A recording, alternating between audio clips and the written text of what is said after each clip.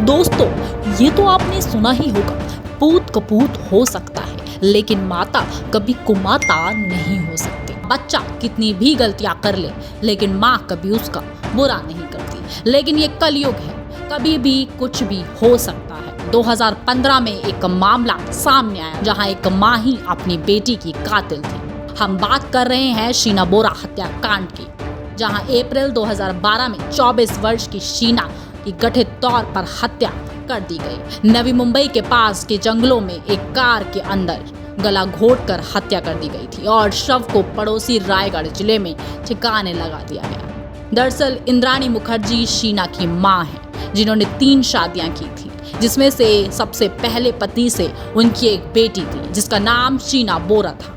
कहा जाता है कि इंद्राणी मुखर्जी के तीसरे पति पीटर मुखर्जी इंद्राणी मुखर्जी की बेटे और शीना बोरा का अफेयर था। इससे इंद्राणी और पीटर मुखर्जी दोनों खुश नहीं थे, जिसके चलते उन्होंने अपनी बेटी को ही मौत की घाट उतार दिया था। वर्ष 2015 में हत्या का खुलासा होने के बाद मुंबई पुलिस ने इंद्राणी के अलावा उनके चालक श्यामवार राय और पूर्व पति संजीव खन्ना को भी गिरफ्तार किया। इंद्राणी के तत्कालीन पति पीटर को बाद में मामले में आरोपी बनाया गया और गिरफ्तार कर लिया गया। जांच के अनुसार इंद्राणी का राहुल के साथ शीना के रिश्ते के विरोध के अलावा वित्तीय विवाद हत्या के पीछे एक संभावित मकसद था।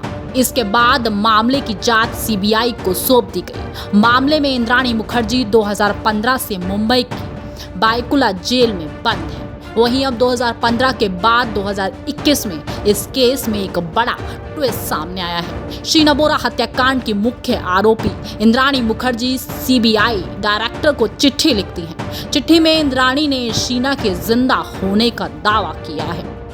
इंद्राणी मुखर्जी ने ये बड़ा दावा किया है कि उनकी बेटी शीना बोरा जिंदा है। उन्होंने ये भी कहा है कि शीना कश्मीर में है। जब इंद्राणी मुखर्जी 2015 से जेल में है तो उन्हें कैसे पता कि उनकी बेटी जिंदा है और कश्मीर में है। दरअसल सीबीआई डायरेक्टर को चिट्ठी लिखने में इंद्राणी ने यह भी कहा कि हाल ही में जेल में उनकी मुलाकात एक महिला से हुई थी, जिसने उन्हें बताया कि उसने कश्मीर में शीना बोरा से मुलाकात की थी। इंद्राणी मुखर्जी ने साथ ही सीबीआई डायरेक्टर से कहा कि वे कश्मीर में शीना बोरा की तलाश करें। इस केस से जुड़ी तमाम जानकारी के लिए हमारे साथ जुड़े रहें और देखते रहे दी कंटाप।